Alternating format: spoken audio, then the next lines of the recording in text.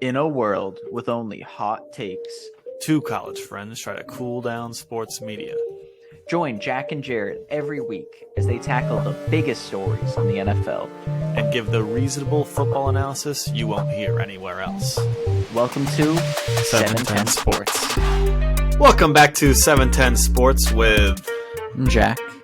and Jared. This is episode 23. Thanks for joining us after week 14? Week 13? I think 14 because there's 4 more games left. 15, 16, 17, 18. Week 14 of the NFL season. I'll be honest, in comparison to week 13, it wasn't as crazy. But there was still some good games, some interesting results here that we're going to be talking about. First of all, Jack, how you doing? I'm doing well. Did not watch as many of these games because, Frank Loudon wasn't as interesting. Got to see that Jets-Bills game. Pretty eventful. Pretty interesting game, which we'll be getting to, I know. Yep. Obviously, the Sunday night game. Oh, the Thursday night game. The Baker. Kind of electric. We got to see Baker leading that drive at the end of the game. You got to see. I loved on the Amazon Prime desk, not sponsored, by the way. On the desk, like they were showing all these famous players tweeting, not sponsored, about Baker and about this final drive. Oh my God, Baker. Okay there, Baker. It was it was everyone. It was Mahomes. It was Kelsey. It was Tyreek Hill. Oh, there were more who I can't think of. But basically think of a big name player. He tweeted as that was happening. Right. Everyone was really happy for Baker. And I think that it was certainly electric to watch. I got to be honest, it really was. We are looking by the Raiders, as always. We are looking for a sponsorship with the Amazon Prime desk, just the desk, the Thursday Night Football desk. But that's careful all. with that mic, Jared. Ooh. Yeah, sorry, I think I was a little hot. I had to turn down a bit, but yeah, no. So we could probably touch on that at some point here. We're at the top. We had to just bring it up, but we're going to be talking about playoff team collapses. This week in terms of what teams that are supposed to be in the playoffs who are firmly going to make it or are maybe going to fall out now because of some losses, and other teams and games in a should we be worried section. Maybe they didn't lose, maybe they did, but man, should we be worried about blank? We'll talk about the general playoff picture and then do our general stats question.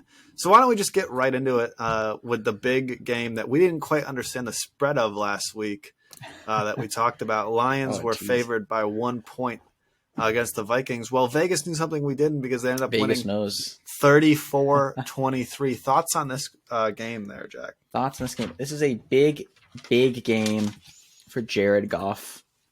Among other people, first of all, the Lions in general. The Lions are not out yet. They are not out yet, especially with the Seahawks losing this week. They are not out yet. They're not out of the division yet. Frankly, it would take a bit of it would be surprising for them to win. I think they would need to win out, and Minnesota has to lose out, right? Which are somewhat steep, but I don't think the Lions have a terrible schedule or anything. I don't think it's that too tough, but it's that sort of. But the Vikings play some real easy teams. They could easily pick up wins, but this was big for the Lions. I think especially, and not to get into my favorite subject because there'll be later episodes in the postseason and stuff about this. But draft picks, if you're the the Lions, they're going to be in that sort of draft pick range where they could easily, if they want to, try to trade up for a QB, pick or not even trade up, just pick a QB where they are. Right? They currently have the 4th pick in the draft. It won't be affected, I don't believe, by the results of the game this week. Actually, maybe it does, but either way, won't really be affected. And that could be big. That could be big for Jared Goff. So Jared Goff coming out tonight, right? He's got Jameson Williams, right? That was their 10th, 12th overall pick last year. Hadn't really played much yet because he tore his ACL in the national championship game last year. So this is a big game for Goff. 330 yards, over the air, 27 for 39, no interceptions, 3 touchdowns. He continued that early season Lions offensive dominance that we saw. And that's, I think, for him is big because this is a bit of a kind of prove it sort of situation here where, okay, Lions team starting to put pieces together. You're starting to think, okay, they have a high draft pick. Later years, they might not have a draft pick this high. This is purely off the Rams collapse. And obviously, like, this is purely off the Rams collapse. You may not get it. Like, they may not get it. They might be thinking, when are we going to be able to draft a QB this high again? You know, if we're starting to get these great offensive players, good offensive line, we're going to be spending more and more on defense. I think this is a sort of point where if Goff in games like this proves himself, and he proves himself that he's at least that he's good enough for the Lions, you know, that he's good enough. Hey, you try to use that pick on a big defensive player, you know, on some defensive stud. Do that. Don't pick a quarterback. I think games like this are massive for him there. Yeah, well, I think that's great analysis, and I actually can't agree more. I don't think we're giving Goff enough credit for what he's doing. Okay, I know he's got Amon-Ra St. Brown. Okay, but can you name me another receiver on that team? I understand we've got Swift, who's been out, and Jamal Williams, but I don't know who the receivers are on this team, and they're besides that little stint in the middle of the season where they kind of their offense really faltered. They've been a pretty good offense. They've been above average offense, and Jared Goff has been slinging it, especially yesterday. Obviously it is the Vikings defense, so I don't want to go too crazy. But Goff's having a good season, and I think we all just say to ourselves, we remember what happened in LA. We remember him missing, like not being able to win the Super Bowl against the Patriots. Yeah. And it was only like 13-10. They didn't need to score that much. But in that same season, like they went to a 49-48 like score against Kansas City or something ridiculous. Yeah. It wasn't like that he couldn't score points with that offense. And so this whole like swing for Stafford, this trade made it seem like Goff was a problem. Yes. Was the max contract his contract was a problem? Maybe. Yes, probably it was, but he's not. He's not a bad QB, and I think that I agree with you, and it's weird. I mean, Justin Jefferson had a ridiculous game. Oh yeah, as always, over 200 yards, and it just wasn't enough. Actually, I didn't think Cousins played that bad, and they were actually in it. Down 6, and I think that there was like a fumble or something, or at the end. The run game was surprisingly anemic for the Vikings. I will say they did get down. I think there was when it was 21-7 in this game, and I can mention then you can't really run as much. But even in terms of per carry, they were only averaging. Even if you just look at Dalvin Cook, and you don't want to, if you add in their other running back, it just gets worse. Just look at Dalvin Cook; he's averaging 1.5 a carry over 15 carries.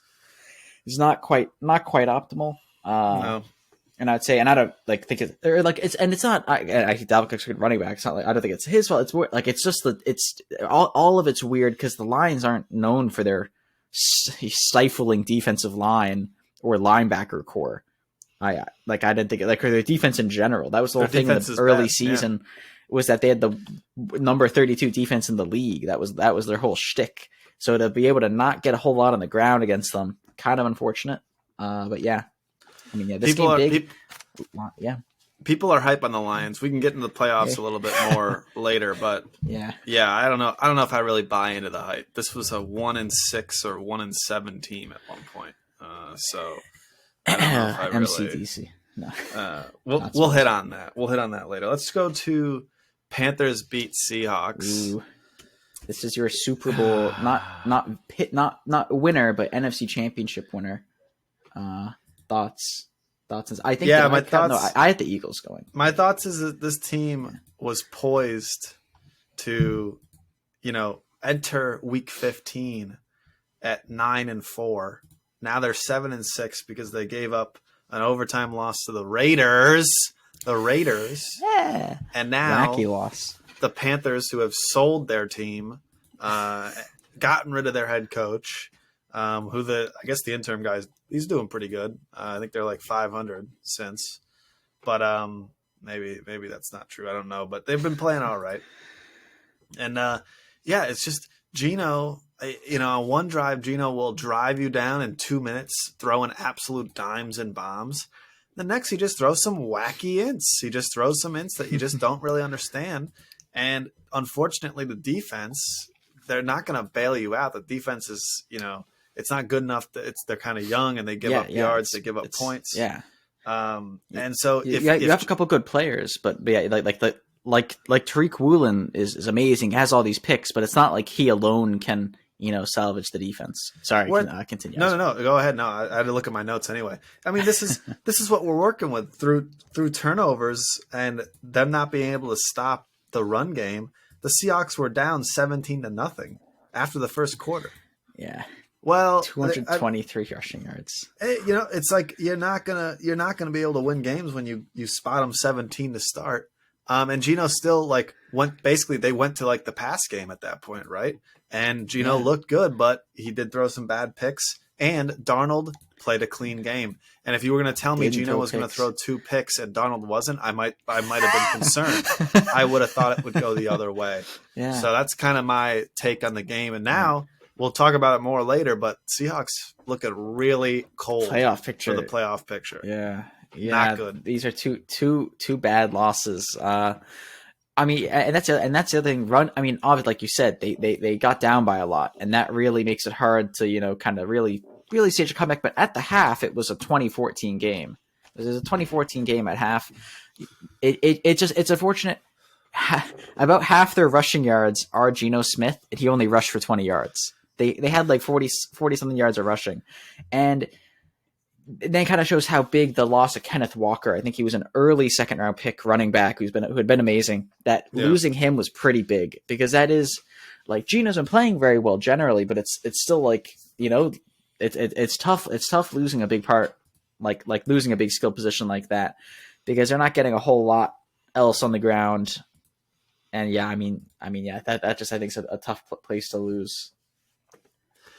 But it's tough, but we'll just quickly breeze over. Don't really know what happened. Jaguars somehow beat the Titans. I think that my analysis just from box score and looking at this is that the Titans, we know that the Titans aren't that good. The Titans play in a really bad division. If you look at their schedule, they've been playing a lot of easy games. And when they play, sometimes they play up to their competition. Like they played Kansas City hard, but lost to them. Yeah. But they still are losing to the good teams. They're beating the bad teams. And this is a situation where they lost to a bad team. I don't think anyone really trusts the Titans. Yeah. Trevor Lawrence had one of those number 1 overall pick games, right? Where it kind of shows, that's why he's picked number 1 overall. Had a very clean, good game. Unlike that game to the Eagles where he fumbled 4 or 5 times. I remember that. I think that was a stats question. It was raining. And it was raining. Hey, it was raining. But yeah, clean game for them. Jaguars, I think, are technically not out either. Like the Lions, I think the Lions are more likely to make it in than the Jaguars. I would be shocked if the Jaguars make it in. Are they technically eliminated? They have a 14% chance, according to my statistics. There you go. Anyway, there's a chance. You're telling me there's a chance? More interesting game, the Sunday night game, Chargers-Miami. Chargers beating Miami. Tua looking kinda sus. At least the first half stats, it turned around to look slightly less terrible later, but the first half stats were something like 3 for 15 or 25 yards. Yep. Yeah. Yep. So something like that. Oh, I see. He ended with a spicy 10 for 28, 145 yards. Isn't bad on 10 completions. I'll be honest. 145 yards and a touchdown ain't bad for 10 completions. But this game, not super great. There's a news little bit out that the Dolphins were using propane heaters on the sidelines of LA because it was as cold as 55 degrees, whereas they have to go to, you're telling me 55. They got to go to Buffalo. It's going to be snowing. Forecast calls for snow this Saturday, Sunday, whatever. Oh, I bet. And it's going to be in the 20s, and then they got to play New England, and it's going to be cold. I'm there. It's going to be below freezing probably that game. It'll at least 34 if they're lucky, And that's just those. I could see those being hard games if they're busting out the heaters for that. Tua has only played in, I think, 3 games where it's been under 50 degrees. There's some stat. There's a stat out there I saw. How is that possible? Played in because I don't know. I don't know how it's possible. How is that possible? I don't know how it's possible. Maybe his travel games to New England and Buffalo were early in the season. I'm not sure what it's like in college. I thought they were playing Buffalo in Miami late in the season instead of early in the season. Exactly. I think it was something like that. I'm not sure. Not sure where that stat I found was, but I'm sure it's true. It's just that is wonky, dude. That is just, especially in that division, you know. I know, and that just so that I could see that being. I mean, but even in this, it's not even getting that cold, and the Dolphins didn't have a great performance against a team that is not particularly amazing. I was surprised they didn't run better. That's part of the thing with the Chargers, that their run defense is kind of suspect. Kind of surprised. They had what's that total? They had 82 yards. No, 90. They actually had more rushing yards than the Chargers, but they had 92 yards of rushing. I mean, like they do. I don't know. It just like offensively, we're not getting anything going. Oh no, 100%. And I don't know how, because I guess like the Chargers are supposed to be super banged up, but the Chargers secondary absolutely shut these guys down, and I don't really understand how it's possible, because they've been like, when you have Waddle and Tyreek, someone should be open, but they basically were playing like they were just like playing really good coverage, like they were knocking down balls, and it was just they were like all over Tyreek, and Tua has had a bad game and he looked not super accurate. That kind of rolled into this first half. And most of those yards were on a bomb to Tyreek, I think, to start the second half. Like 60 yards of that is of his 140 on the game. He just that offense was Tyreek like recovered a fumble or something and took it for 60. Right. There's also, that's one of their scores was also was like some sort of like that was recovering the a fumble half, for I it. think. It was super weird play, but you said something about this a while ago, and some people have also pointed this out, but you had said like that in some of these games in Miami, because of the whole stadium lighting thing, there had been 30-degree differences on the sidelines. And you had highlighted how on a 70-degree day in the shade, for the Miami bench, that could be 100 degrees in the sun on the. I mean, that's what happened with the Bills. You know, don't you remember? You remember that video of Josh Allen when the Bills lose to the Dolphins and he's resting his head onto his shoulder like a baby. Josh Allen's just been like in a sauna for 3 hours because he probably genuinely thought that Tua was his father in that moment. Like it's that sort of, it was just with the that's the thing with heat the stroke. Yeah, I could see that, and then that's the. But that was a lot of teams. A lot of teams were going in there, and that's what was happening. And you got to start to wonder. Wait a second, are the Dolphins imposters? We talked about this last week. They very well might be. We're going to see. And their remaining schedule, they have Green Bay, which I'll call that I'll call that a freebie. I think it's a win anyway. Is that in Green Bay? Oh no, and it's at home. Yeah, and it's at home, so it's not in Green Bay. That's a good note. Whew. But they also get to play the Jets at home. It looks like, so that's good. But they have that Jets at home, but they play at New England, at Buffalo. And I mean, we'll see. We're recording tonight. We will see how the Patriots play. I'm worried about how they're going to play, but if the Patriots can get anything together, then I could see them at home against a sliding Dolphins team. I mean, I don't know, but yeah, that's enough. Yeah, I said the Patriots. I want to wash that out of my mind. Yeah, for sure. Yeah, I'm surprised that the Chargers got a win. Got to give Justin Herbert just an ounce of credit there. We say he loses a lot. This was a big game against a good team in prime time. He looked massive good for playoff implications as well. Yeah. Got to save got to try to get that 7th seed there. And so, yeah, definitely big game. Justin Herbert delivers, and maybe he will get into the playoffs. We'll see. Hey, we will see.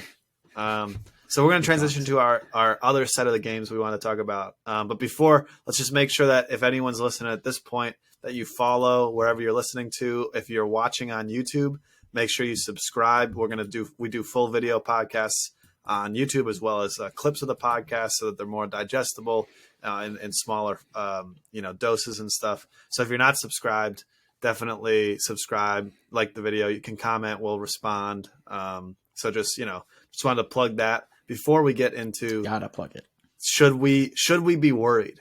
The segment. These are games that it might be a win, might be a loss, but I'm going to ask basically, should we be worried? We're going to start with the Jets lose to the Bills 20-12. This was a bit of a slog of a game. There was a ton of points scored. I was driving home while this game was starting, and it was kind of a slog to get home. And I was like, I bet that's what the game looks like in Buffalo. Turn on the TV, and it's also kind of like snowing, raining. It's like a mix. It's cold. It's like 32 degrees. It's like right in the middle. It's kind of ugly. So should we be worried about the Jets? They lose 20-12. Well, yeah, I watched most of this game. It was on. We were watching it while decorating the Christmas tree. Not sponsored. And it was just Mike, like Mike White, just taking. You like that one? It was just Mike White was just taking some massive hits, and they were clean hits, and that's what the announcers were saying. That's what they were. They were clean textbook hits, right? There's nothing like that, but they were big hits, and he would get knocked down and be like, there's time he only came out for a couple, and it wasn't the head. This was like chest for some of these too. He was down, came back in for like after a couple of plays, and boom, picks up the 3rd and 10. It was a pretty neat sequence. He throws like a 20-yard pass completion, but he gets blown up for it and goes out for a couple of plays. Goes out for 2 plays. In fact, first, 2nd and 10. Then he comes in for 3rd and 10. Boom, gets the completion. It was just that I think he did have to get taken out at a point for longer because he got another massive hit and had to like walk off in pain if he was walking. I don't forget that part, but he just was taking a lot of hits. That's one piece with this game. I mean, I think that this was not a particularly dominant win by the Bills, and not that you'd really expect. The Jets won the last game. It's not like you'd expect them to really, blow the socks off the Jets, but it was like they were giving up. Josh Allen was taking a lot of pressure. I wish I had this ready. Maybe I'll let you talk in a second while I look this up. But I felt like the Jets defense doing a lot of pressure, which, just to go back to the Patriots, that Thursday night football game from a bit ago, the Patriots were getting no pressure on Josh Allen. They sacked him maybe once. I think they had one like stunt move or something that they got him on. But like the Patriots were getting no pressure. The Jets were getting a ton of pressure. I think Williams went out at a point this game on the defensive line for the Jets. I don't think he was a major injury, but I think it was a calf injury actually. But I'm not super worried for I am worried for the Jets, but it wasn't a terrible loss. This was a really dirty, snowy fundamentals sort of game. Mike White took a lot of hits that you hope, next week he won't take. Like they won't be in that situation. Bills have a good pass rush even without Von Miller. Yeah, that was surprising. I got to shout out the Bills defensive line they were, like you said, it was good hits, safe hits, but they were killing him. And I couldn't believe there was the one pass where he was like kind of throwing up and over and he was extended, and they had like a linebacker blitz straight up to his like rib cage, and his body like went like around the defender. And he just like, fell down and it was like down on the ground and had to get kind of walked off. So, and I texted you, I said, this man has broken ribs. Helmet straight to the rib cage. And then like, I don't know, 30 minutes later, he's playing again. it's like gutsy plays from Mike White. Yeah. Not good enough though. Really not good enough. If you would have told me that Buffalo was going to score 20, I understand the weather, but I think I'd be hard pressed to bet against the Jets. You think that they can't get 24, 21 with Mike White, electric Mike White, Michael White. So I don't know. I think that you would have wished to see a win here, especially because it was a gettable game. But should we be worried? I don't think so. I think we'll be okay. I don't think too worried.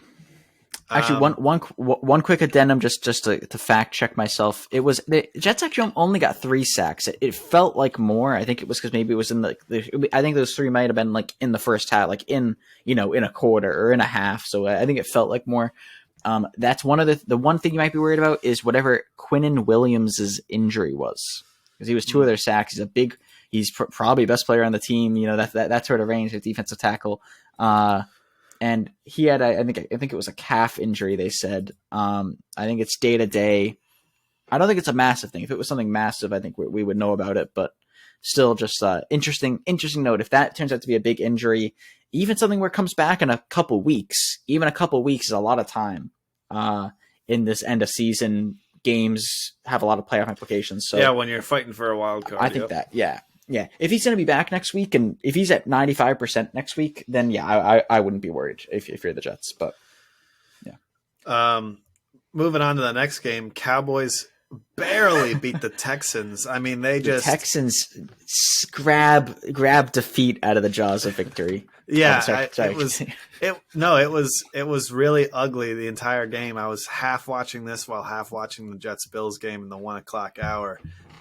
But the Cowboys last second 2-minute or 3-minute drive to score a TD to take the lead. Should we be worried about the Cowboys? What do you think, Jack? I mean, I think this game. I mean, first of all, I'm surprised with the Cowboys defense, being what it is, and this amazing thing. Micah Parsons got no sacks this game. In fact, I'm looking at it. The team got no sacks this game against the Texans. I didn't know the Texans offensive line, but I don't think they were known for their offensive line. I don't know if it's terrible. I don't think know they're known for it. anything. I don't think they're known for anything. I mean, exactly. Like that's the point. Like, in terms of like you let the Texans putting up 23. Texans put up 23 last. Oh, I guess they actually still would have lost to the Browns, but for whatever reason. But I mean, I don't know. Like, you let the Texans get 327 yards. You didn't get any sacks. I'm somewhat surprised, I guess, frankly, that their defense didn't do more. Because the fact that, like you said, if it weren't for that kind of last minute, for that 2-minute drill, whatever it was, if it weren't for that, they would have lost. Like, the fact that it came down to the wire like this against the consensus number 32 team in the league, 100% is a bit, I would say it's a bit worrying. I don't know enough about the Cowboys, and you might have like this. So I'm going to pass it to you in a second to know too much. But I feel like I'd be worried. Could this potentially highlight some of the problems with the team?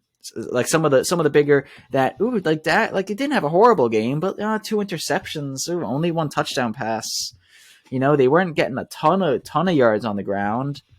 I mean, the defense against such a horrible offense was giving up.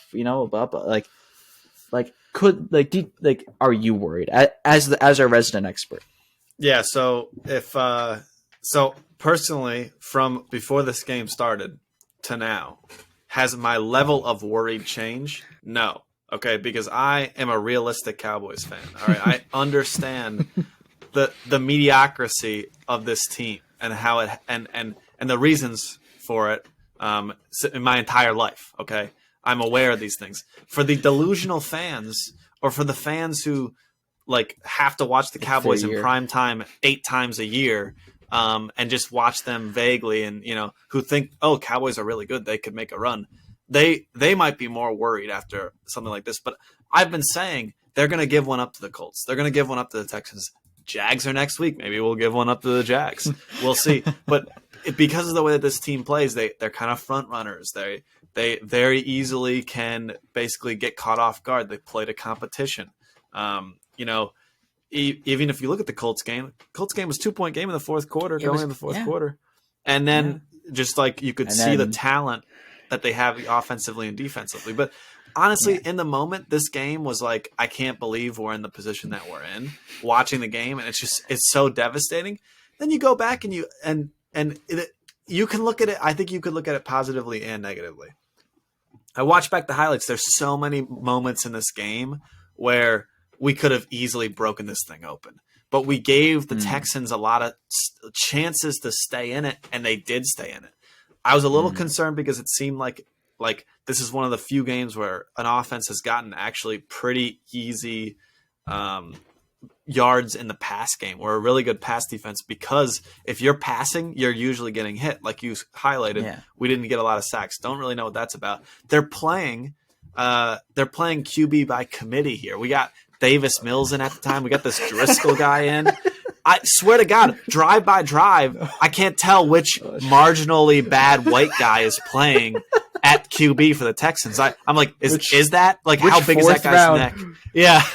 Which 4th round white quarterback from a random ass school? Yeah. Oops. It's starting. Not sure if we can swear. But. He's 6'5". That's why he's in the league still. Like it's just like what is going on? And they're getting decent yardage now. I know that one of our starting cornerbacks, Anthony Brown, tore his ACL or something. He's out for the season. Oh. And the Joseph guy, he's getting some yards put on him. I'll be honest. But there was lots of opportunities. The first drive. This is how the sequence of the game starts. Cowboys get the ball to start the game, all the way down, running crazy, running 10-yard runs on the Texans defense. I'm like, oh my God. And then score a TD, right? Tony Pollard scores a TD. Texans get the ball, 3 and out. I'm like, oh man, here we go. 3 and out. They punt the ball, here we muffed. Go. Turpin immediately muffs the punt. And there it is, right off the bat. It's like you could go up 14-0. On a 3 and out, instead, muff the punt. You give 7 points to the Texans, and it felt like that the entire game. They have a chance to take the lead, sort of I think in the third quarter, and they're 4th and goal. Zeke gets stopped on 4th and goal, and they get nothing. That turns into a field goal for the Texans going the other way. Dak has a bad pick through a QB's through a wide receiver's hands, and it gets picked up. But he actually. Crazy, all these things I'm saying, it could have went the other way and Dallas could have easily blown him out. They could have easily lost too because they let the Texans in the game and they're down. I think, God, what were they? They were down 3 or 4. They were down by 3 at a point, and then didn't they was it a fumble or something? Something happened, and then the Texans got another field goal. I thought. I don't know. Either way, maybe not. I forget. I think it was 20. It ended up being 27-23. And so that would mean that it was 2023 late in the 4th, and Dak is backed up in his own end zone, and he throws an interception, a really ugly interception. He's getting sacked, and he throws a ball directly to a cornerback. I see a Carson Wentz style interception. 100%. And it's at the guy picks it off at the 10-yard line. It's well, the game's over. You're already down 3. Or you're down 3. They're going to get another field goal. They're going to get a touchdown. It's going to be over. Probably a touchdown at this rate. And they get stopped. They go for it on 4th and goal from the 1. The Texans do because why not? Because they're we're up 3. Yeah. Let's finish this off. We only got 1 win on the season. They're playing with house money. Driscoll's in. Mills is in. We don't even know who the QB is. We'll just it was a read option. They were running the read option with Driscoll or something. You gotta watch us play. I don't know who it was, but I'm gonna just say the QB because it's the same guy in my opinion. Yeah. He gets the read option and he turns the wrong way. The running back's going right. He turns left on 4th and goal. He doesn't know the play, so he wheels out and tries to run it in himself, some sort of run read option. I don't know what actually was supposed to be the play, and he gets tackled by the Cowboys, and that leads to the Cowboys driving all the way down the field at the end of the game, scoring a TD. We're that close from losing to the Texans here. If you're not worried about the Cowboys, at least in terms of once they get to the playoffs, you should be worried. You absolutely should be worried. They play the Eagles. We're gonna get to see them play the Eagles in 2 weeks. If they have to play the Eagles, if they play San Fran, I mean any of these decent teams in the NFC, I would be very concerned. I know we saw them beat the Vikings, but the Lions. Yeah, maybe. I mean, they beat the Lions too, but they actually beat the Vikings by about 20 more than they beat the Lions by. So, well, maybe the Lions are legit. But that's my. I've done enough about the Cowboys, but I don't know if you have anything else. It's good. No, I don't really, and it's fine because this next one we got set up. We'll be breezing by this one. Oh yeah. Transitioning right into it, Giants get annihilated by the Eagles, 48-22.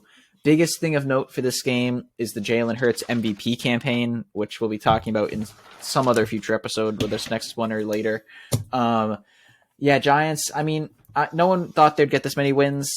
I thought that they'd still sneak into the playoffs. Turning out to be less and less likely.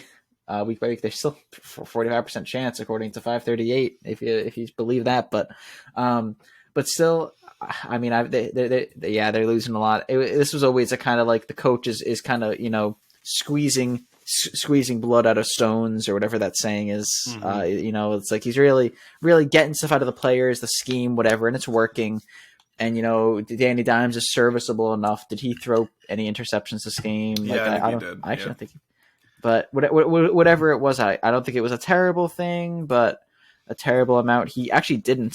Tyrod Taylor came in at a point and was 5 for 5, 47 yards and a touchdown. That's pretty nice. That was the end of the game, yeah. Yeah. I know that was the kind of garbage time sort of time frame, but still. But I mean, they actually didn't have any interceptions, the Giants. But like it's that sort of like if a team's gonna score any serious amount of points on the Giants, then their whole kind of like backyard football, not that's the style, but the whole situation they got going isn't going to get points. They got to grind out. They need more times. They got exactly. Everything's got to be they got to win 20-17. They got to win 21-20, like maybe 24-17. Like it's got to be like a defensive kind of gritty matchup, 20-20 tie. That run game really going, like both teams just really having to run the ball a lot. We really get to lean on Saquon and Danny Dimes' legs. And in this game, halfway through the second quarter, the Eagles were up 21-0. And right off the bat, it's over. It's already over because you want Daniel Jones with some dudes off the street playing wide receiver to bring you back from 21 down. It'd be different if it was Mahomes. It would be different, but they don't have the offensive firepower, and clearly they don't have the defensive firepower to handle a team like the Eagles. Yeah. So 48 points. Eagles are so good, and the Giants, like you said, they're getting the most of what they can. But now another team that you look at 3-4 weeks ago. I would have said, man, look at their schedule. Maybe they can steal a win from the Eagles. They should be able to beat the Commanders before the Commanders got super hot. I figured that the Cowboys would give them one on Thanksgiving. So I'm starting to think, hey, the Giants have a pretty easy road into the playoffs because they had such a good start. Yeah. But now it's oh boy. It's getting tight. I know. It's getting tight there. Definitely would be worried. Definitely would be worried about the Giants. It's a good team they lost to, but yeah. With the Seahawks losing though, it's not like it's that's true. Crazy, that's true. But now Lions surging. People who are hot on Lions. Lions surge. But we want to go to the next game. Yeah, I think we do. I liked what we saw out of Russell Wilson. This Broncos offense scoring 28 points is something that would have seemed unheard of. If you told me before the game that this Broncos offense would have found a way, against all odds, that they would have found a way to score 28 points, I probably would have. I almost certainly would have called them to win. If you told me before this game, Broncos are scoring 28 points, Russ is going to throw 3 touchdowns, and they're going to have a backup in. He's going to throw for a 4th touchdown. If you told me that, I would have hammered the Broncos. I think even against the Chiefs, with the second best defense in the league. Yeah. With this defense, and so I'm surprised. And I mean, you can't fault the defense a ton because it's the Chiefs. I would have hoped they could have held them, especially with Mahomes throwing 3 picks. I would have hoped they could have held them to less than 34.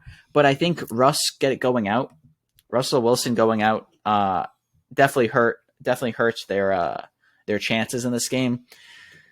I would still say the biggest losers here are the Lions in the sense that this improves the Seahawks pick for the draft. Because it's not like the Broncos were playing for anything this game, right? It's not like this loss got the Broncos eliminated from playoff contention, but even if they won, it's not like they were contending for the playoffs. even if Russell turns it back on, even if this would have been his resurgence game, I mean, it sucks for them really in that sense of like, okay, they're off, like they're getting the gang back together. You know, things are working. That would have been. It sucks that kind of killing that momentum, but it's not like it's like the season was over. It's not like they lost too much there. Yeah, I mean, I think it makes me much more excited to watch the next Broncos game, or the next Broncos team Russell Wilson's in, just to see like, yeah, this is a pretty good offensive performance relatively, and for him being out for part so of it. this is what are your like thoughts? this is one of the worst offenses like maybe in the league this year, and they score 28 on Perhaps Kansas ever. City. Should we be worried about Kansas City? What do you think? And that's why you put that's I was going on my whole soapbox. Thank you. You got us back on the actual topic here. Yeah, I mean, I'm kind of surprised. I'm kind of surprised by the Chiefs to like worst offense in the league gave up this many points, or one of the worst offenses in the league. I mean, and like again, they're playing a really good, like they're playing an amazing Broncos defense, but I'm still surprised. Mahomes 3 picks. I mean, I don't. It's a lot of picks for Mahomes. You know, showing shades of that Bengals Chiefs AFC Championship game. But Yeah, you know, maybe he gets shook by Joe Burrow. They come off a tough loss to Joey Burr and the Bengals, and this is not the sort of bounce back game they would have hoped for. That you would have hoped, okay, we had that bad game, and then really get to take out our frustration on the Broncos. But yeah, they didn't really get to do that. They won, but yeah, I mean, I'd be a bit worried. I still think I'd be hard pressed to think of a better team than them in the AFC, even with this. But other than the Bengals, actually, other than the Bengals. So some would say the Bengals, at least in the one-on-one. Of course, like football is one-on-one. Of course, like there's other teams in there that could knock out the Bengals. The Bengals just have the Chiefs number, but I mean, I'm not too worried for the Chiefs in terms of, in terms of the play, in terms of how well they do in the playoffs. I'm a bit worried, but I'm not crazy worried because I still think, sometimes this happens. Sometimes you play the Titans really close. Sometimes you lose to the Colts, but then, I don't know. What are you worried, Jared? Am I worried? What are your thoughts? This was my Super Bowl pick to beat the Seahawks. But regardless, I took Kansas City mid-season, and I took the Bengals preseason. Pretty good picks all around, but no, I'm not worried. You know why? Midway through the second quarter, this game was 27-0. 27-0. Midway through. Am I worried? I actually didn't know that. No. You got to look this up. And then Kansas City had the ball again. Kansas City had the ball again, and this is when Mahomes started throwing interceptions. And so he started playing for fun. So when I saw the box score, I said to myself, "Hey, what must have happened was they went up by a ton, and Mahomes started I saw the play where he kind of is running and he throws an under pass that shouldn't look like a pass directly to a wide receiver who goes for a TD. Ridiculous play. And I said, he must have done that 3 more times and gotten picked off. That's what I was thinking. Mahomes is just messing around against this Denver team because they're so bad.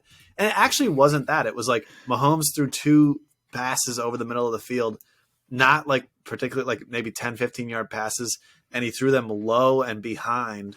And Denver got cornerbacks made some good catches near the ground. Not really sure what that's about. Seems like a little bit inaccurate.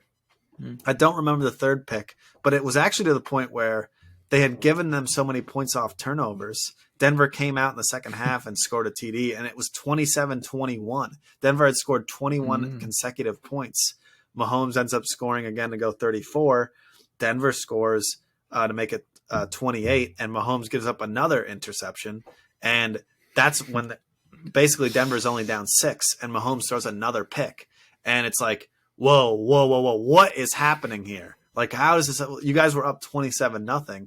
And then at this point, Russell was already out because he had gotten hurt with a concussion or whatever. And so Rippon comes in and immediately throws a pick. So that kind of was the end of that. Hate to see it. Am I worried? No, because I will actually still tell myself, even though it didn't look like it, that Mahomes was trying some stuff he wouldn't usually. He was trying some arm motion. They were workshopping. They were workshopping some stuff. I'm just going to say that they were workshopping. Yeah. Do I actually think that? I don't know.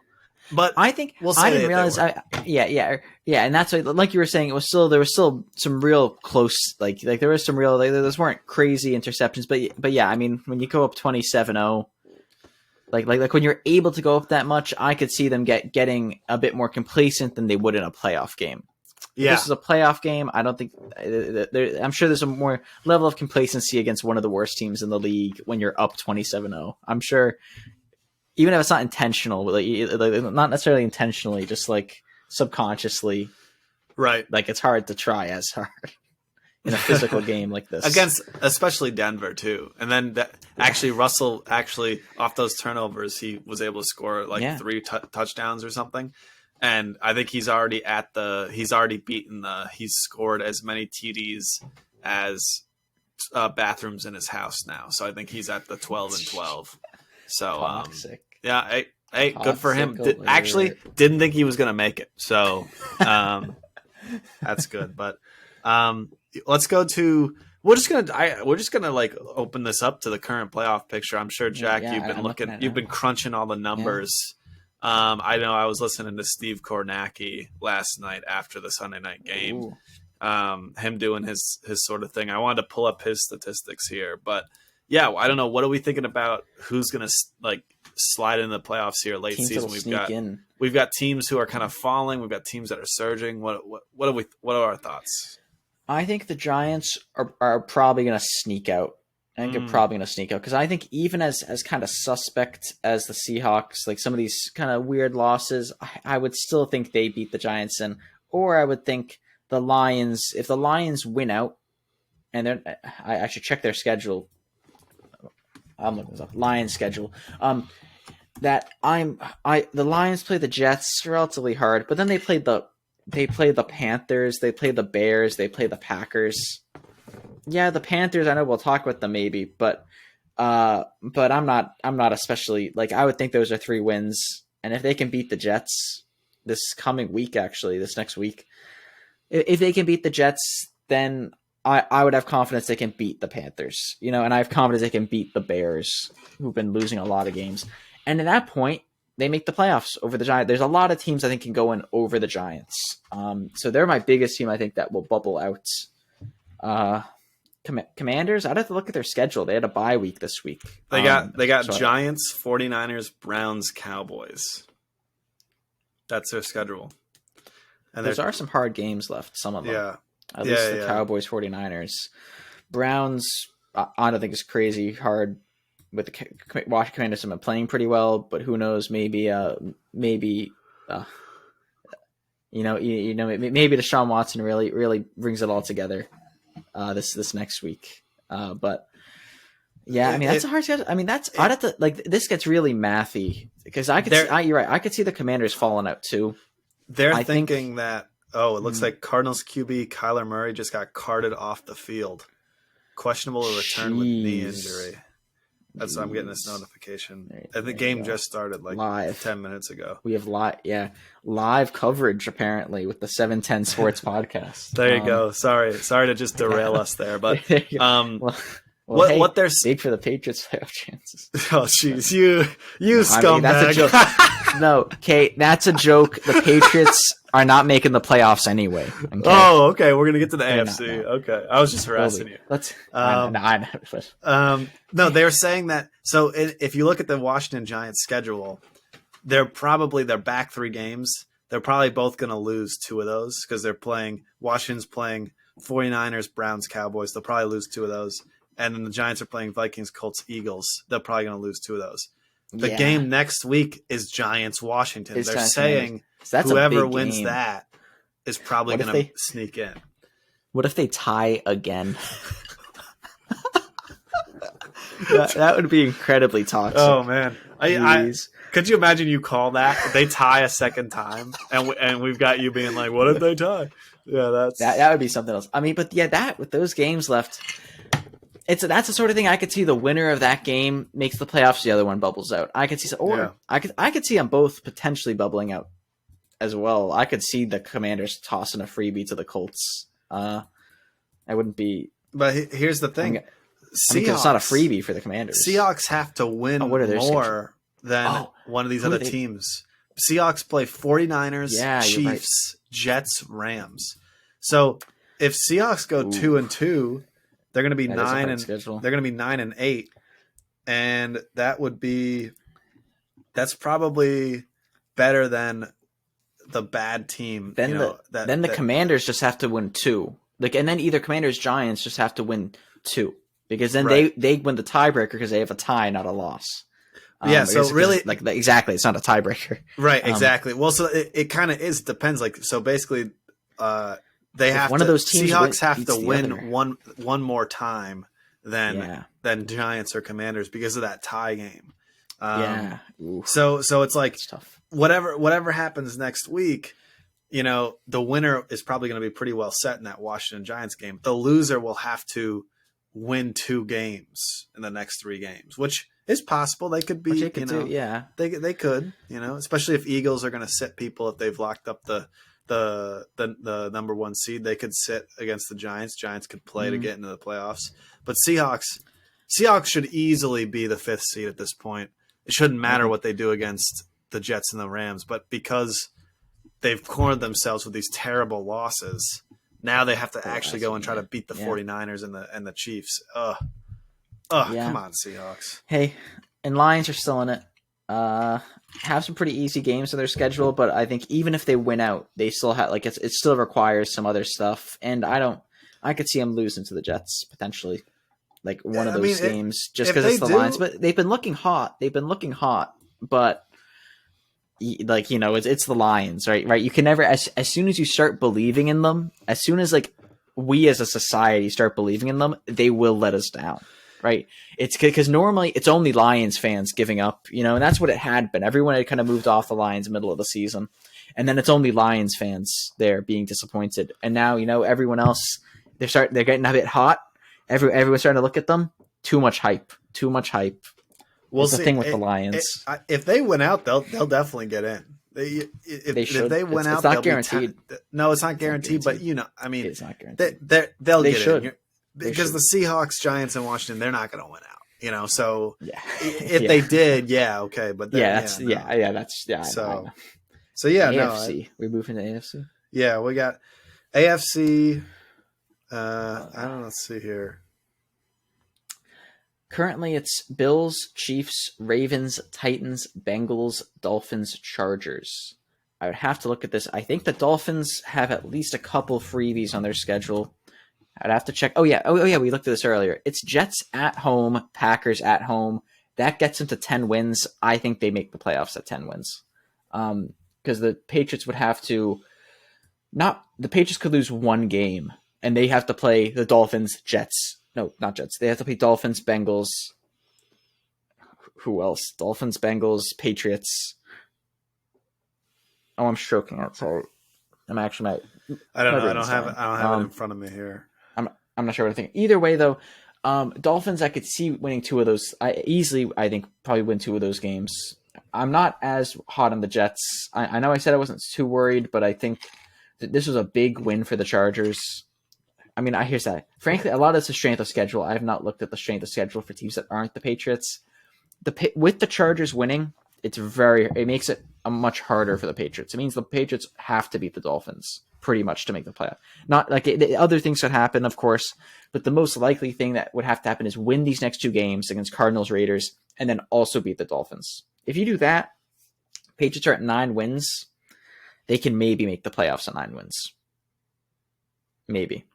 Yeah, I mean, but that's it. But with the Chargers winning, it makes it even harder because the Chargers only have to win 2, and they're in the same sort of spot. So they have the tiebreaker over the Patriots, is what you're saying. The Chargers are getting. I actually think the Patriots currently have the tiebreaker, but I would imagine that if the Chargers are going to beat the Dolphins, I would imagine that's what I think it is currently. It's based on conference record. Yeah, I think since the teams aren't playing each other. So I'm not sure. It's not head to head if they least, don't play each other. At least last week, I remember I linked it to after the Patriots beat the Bills. At that moment in time, the Patriots had the tiebreaker. I'm not sure what it'll be after that week. Chargers get the Titans, Colts, Rams, and Broncos. They've already played Kansas City twice. That is an easy schedule. They could easily go 4-0. I actually could see them going because I thought the Dolphins. I was betting. Yeah.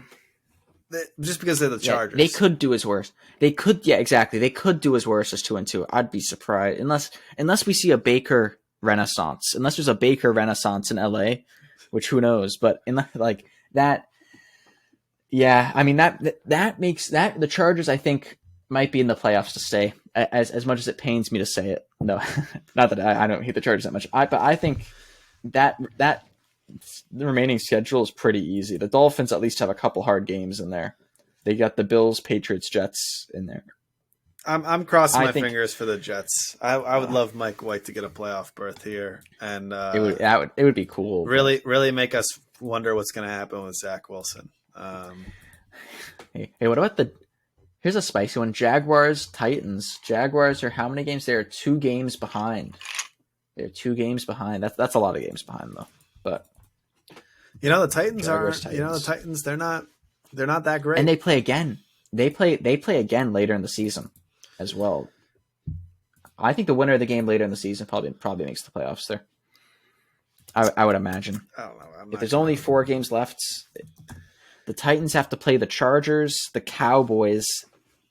Like those are 2 hard games. They do get to play the Texans, right? Always a freebie for any team. Not a freebie, but they play Chargers, Cowboys, Jaguars. Those are probably 3 losses. They go down to 7-9. No, probably 8-10, 8-9 because they probably beat the Texans. Yeah. What are the We're doing quick maths here. If they go 8-9, the Jaguars have to win out, right? Is that right? Well, if they lose the Jaguars twice, they'd have they'd have the same record, and Jaguars would have a tiebreaker. So Jaguars would go in, but that's not going to happen. First of all, Titans, they lose this week to the Jaguars. They're actually a well-coached team. Jaguars have the same. Yeah. So they're going to bounce back. And you're going to tell me they get to play the Chargers and the Cowboys, 2 absolutely cursed franchises, and they're going to lose to both. One of those teams will give up a win to the Titans. I think that they'll Jaguars beat the also get to play Cowboys. Jaguars play Cowboys. Oh, well then there we Cowboys, go. Cowboys, Jets, Texans, Titans. Cowboys. So again, we'll say the Texans lose both of those. Could Cowboys give up both? Oh, I don't know. Probably. They beat the Colts and the Texans. They could probably give up the Titans, Jags. You're too much of a doomer, Jared. You gotta. It's their year. It's actually the Cowboys' year. Oh my god. They were what was it? 17.5-point favorites. Was that what you said the spread was? Yes, 17.5. They won by 4. Those don't come every day. No, they don't come every day, Jared. And it's their year. It was a bad spread. I'm calling them. I said, God, I would take 17.5. I don't care who it is. Are you kidding me? Yeah. What's your final playoff picture? Real or like wild card picture, or either actually. Yeah, so I think what's up for grabs here is I think I do not believe in the Jags. Lock in Titans. Ravens are going to somehow survive, but they're going to fall out of the division winner. Cincinnati is on a surge here. Yeah, wild card. Ravens will fall into the 5th slot. I don't know, man. Miami's concerning me. True. Miami's really concerning me. I think that looking at the Chargers schedule, I'll put them in, and I'll actually put the Jets in over Miami. Interesting. And I like Miami a lot, but that schedule, them traveling Northeast, I don't know. I got issues with that. So I will take the Jets. What do you think in the AFC? I think I kind of like that. I have to think. I think I may be colder on the Jets. I think I have the Chargers move up to the 6th seed. Like I think the Bengals Ravens things that swap thing that makes sense. Titans like keeping their lead. I think that makes sense. Keep that there. I probably move the Chargers to 6 and move the Dolphins down to 7. I am a bit worried for the Patriots Jets somewhat. I know I'm contradicting myself saying I'm not worried for the Jets, but that was more team wide. Not I don't know. I don't know how I meant it then. That was past me. I'd have to check their schedule, I guess, but I think the Dolphins will piece it enough together. I mean, really, I think there's going to be a Jets-Dolphins game later in the season at Miami. Basically, I think the winner of that makes the playoffs. I don't think the Patriots make the playoffs. With the Chargers winning is pretty tough. Unless, and again, I don't even know what the score is in the Monday night game right now. So unless the Cardinals are a bad team, but unless the Patriots really put on some sort of offensive spectacle, and even if they do, Cardinals don't have their quarterback. I would need the Patriots to win these next two freebies. They were always going to be freebies. If they win the next two, I'll think about it. But I don't even know if they'll win the next two. So I'm ice cold on the Patriots. Remember your rant? Oh my god! The offense. No, I've moved past it. That was in the past. I've mentally that's blocked. Now I'm a believer again. I'm a believer. No, I'm not. I'm not a believer. If they win the next two games, if they win the next two games, then I'm starting to be a believer. Okay. And they're freebies, right? They might be expected to win the next both, or at least even. But anyway, NFC side. This is easy. Cowboys are in. Yeah. And Eagles. I mean, actually, Eagles already clinched a spot. But yeah, no, I'm not even talking. I won't even talk about the top. Yeah. Because I think Cowboys are in, and then for the wild card, and then I got to pick between the Washington Commanders and the Giants. They freaking tied the last time they played. They're not. Neither of them are particularly good. They're average, and that's good enough right now in the AFC. Winner of next week's game, I could see it going either way. I'm not going to disrespect either of these teams or give too much respect to the other. Whoever wins that is in, and I got to ride with the Seahawks. The Seahawks will somehow make it in at the 7th seed. And I do not trust the Lions. Don't believe in the Lions, and don't believe in the Giants and Washington, based off of whoever wins this next one. So, yeah, no. So that's who I got. And then I got to unfortunately take the Bucks, even though that they're also trash. I got to take the Bucks because what am I supposed to do? Take the Panthers? 7-6 Panthers? Actually, though, they have a chance. Or no, they're not 7-6. They're 5-8. What am I talking about? The 5-8 Panthers. I know what you're looking at, yeah. They have a chance. It's but no, they don't. No, they don't. I think I looked at it. I think I could see this game coming down. There's going to be a Panthers Bucks again. One of these matchups like this, and there's going to be a matchup between the two. And if the I could. I mean, generally, I'd also take the Bucks. Pretty much everything you said is identical. I forget, who did you call among the Commanders, Giants, or did you not? I refused to make a call there. You refused. Yeah, I'm going to do the same thing and say it'll be one of them. I don't want to pick which one. Probably the Commanders. I'll lean Commanders, but if it's the Giants, I wouldn't be shocked. I'm also going to take the Bucks. I think the Bucks are slightly, but if the Bucks lose to the Panthers on the one-on-one match, which will be later in the season, then I think I think that's the crux. That's the kind of turning point, because both of these teams have losing records. Both of these teams, I think, will likely end the season with a losing record. Yeah. So I think it'll kind of come down to that. I think the 6th, that last playoff position, unless I think Commanders, Giants both fall out, which is possible, I want to believe. Okay, it's like the X-Files, not sponsored. I want to believe. And I know by saying this, I'm cursing them. Yeah. I know that's just the thing. By saying this, I'm cursing them. Let's hear it. But I believe in the Detroit Lions. I want Iguodala. Okay, that's how I feel like saying this. I do feel like that. I believe in them. They're gonna sneak in as the 7th seed.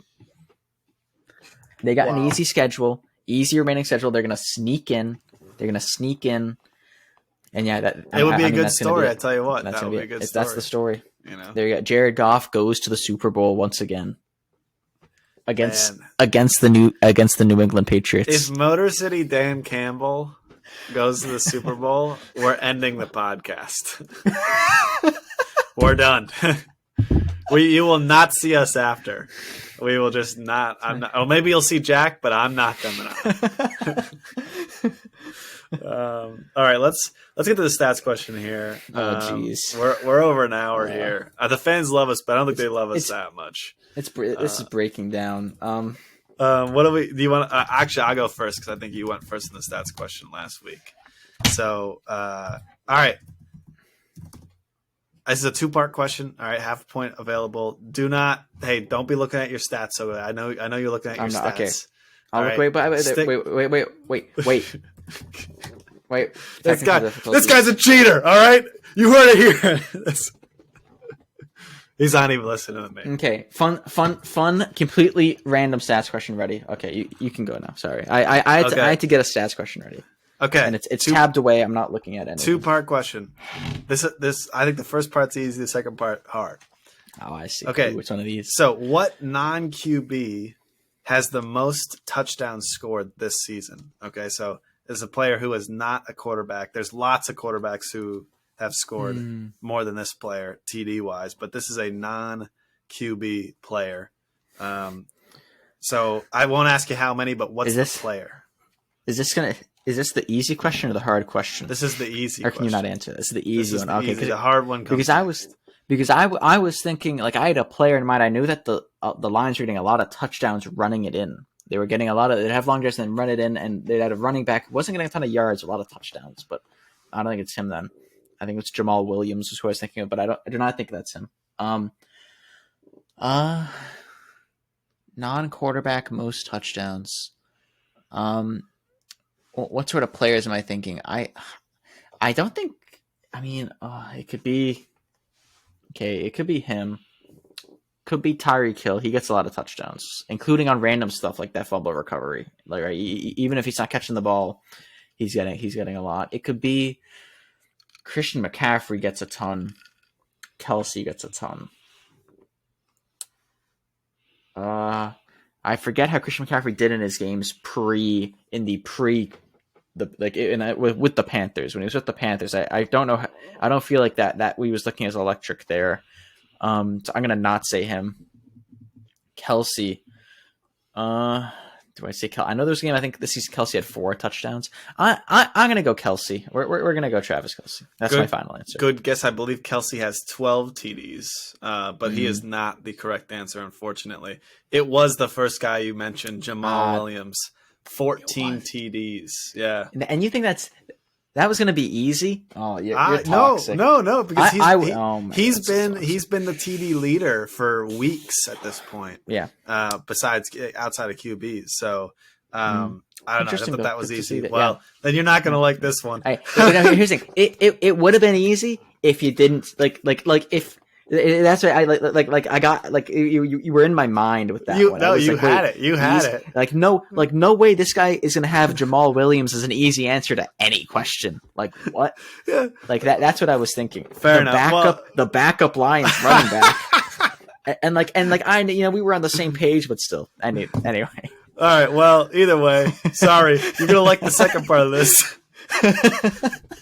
Okay, so Tom Brady has more than 14 TDs on the year. How many TDs does he have? He's actually scored more TDs than Jamal Williams, but how many more? What's the total? How many total? Yeah, you can go with either. I don't care. It's the same answer, really. So we're gonna. I'm not like a complete guess. We're gonna go. How many games? This is week 14. This is week 40. They've had some low scoring games, but it's week 14. 14 games. I'm thinking he's averaging, considering everything. I mean, this game he didn't get any. There are plenty of games you're not getting really many. I'm gonna go like 25. 25. We're gonna go 25. Okay, that's gonna be my final answer. Final answer. It's a bit less than 2 per game. Than 2 per game. I guess the bye week's in there. Whatever. That is incorrect. It's pretty far off. He's actually only scored 17. He's averaging 17. About 1 a game. Ooh. A little bit more than 1 a game. Ooh. Yeah. I was kind of surprised by that. Yeah. He's had a fair amount of yards. I don't think he's been doing terrible yardage. Yeah, well, here we are. There's actually plenty of quarterbacks who have less TDs than Jamal Williams. He's fourth in yards. Yeah. Wow. Yeah, I believe that of QBs who have played almost all the games, Ryan Tannehill actually has less TDs than Jamal Williams. I believe that Russell Wilson has less TDs because he has 12. He has less. So, yep. If Jacoby Brissett was playing, he would have had more. If he played the last 2 games, I bet he could have gotten 2 more touchdowns. He has 12. Probably. Yeah. Danny Dimes only has 12. Although this is passing. I don't know if he has rushing touchdowns. Yeah, I'm not sure what that. I'm go. not sure, but either way, sorry, I have to give you 0 points on that. But what do we got for your stats question? We got a pretty random question. Oh, this is. Come on, you know we're not doing this. We're not doing that question. Come on, I have to. I'm working with Stat Muse here to try to not sponsor to try to craft the perfect question. Here we go. Of games this season, that's why earlier I was doing it all the time. Of games this season, oh geez, which quarterback has thrown the most interceptions, and how many interceptions was that? Okay. I'd say if you can get like we can do a half point for each. Yeah, sure. That sounds good. If you can say each one. So who's thrown the most interceptions? I'm trying to think of I want to say right off the bat, I want to say Matt Ryan, but he hasn't played since. And it's in one game. Yeah. Well, this is in one game. Sorry. Oh, in one game. Yeah, I thought you meant in total. In one game. That's what I was doing. In total, that's probably the better question. No, but am I going to audible to that question? No, we're not audible. Mid question. No, because so mid question 4. It's got to be 4 interceptions. Like I have to imagine. I mean, if it's 5, that's devastating. But I feel like it's got to be 4. And I know that Joe Burrow started the season off with 4 ints, I believe. But that's just such a that sounds like such an out of pocket answer. Be like, yeah, I'll take Joe Burrow. So the question is, I think someone's thrown 5. Has somebody thrown 5? Man, I don't know. I did he throw 5 in that? Maybe he did throw 5. I don't remember. I'm gonna go with Joe Burrow, 4 interceptions. That's gonna be my answer. That's my two answers straight up to the question. Just you got them. What do we got? That's toxic. Is that right? You are correct. You're correct. Yes. It was that game. I'm now having trouble reorganizing my stats. It was that game to open the season. Was it to open the season? Yeah, I think so. Yeah. And that was that stinker of a game. He threw 4 interceptions. Is no one else thrown 4 this season? No one else. Derek, a bunch of people have 3. All sorts of players have 3. You gotta be really. More have 3 than don't. Yeah. More have 3 than don't. But yeah, that's Oh, you know, is that most? That might be most pick 6. What is that stat? Oh no, that's just his total stat sheet. I see. Oh, this would have been a fun question. I'm not gonna save this for next week. Oh, is this one? Wait a second. I think this is one. Sorry, technical difficulties. Well, Jack is going to try to figure out whatever he's trying to get at right now. Meanwhile, I'm going to plug. Make sure that you guys, if you're listening this far, then you must like us. Otherwise, I don't know why you're here.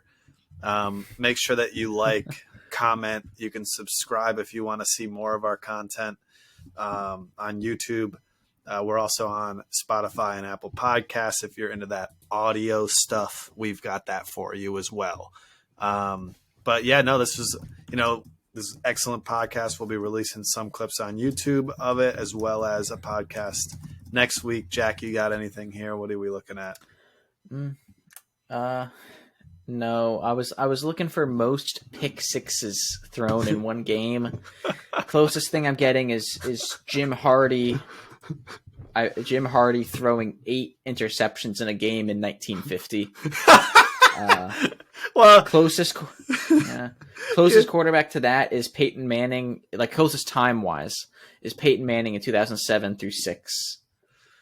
But yeah, not 8. Not. I can't tell what it is for pick 6s. But hey, well there you go. You got it. We got some deep takes from the 50s here. on 710 Sports. Well, we want to thank you guys for listening. This was 710 Sports with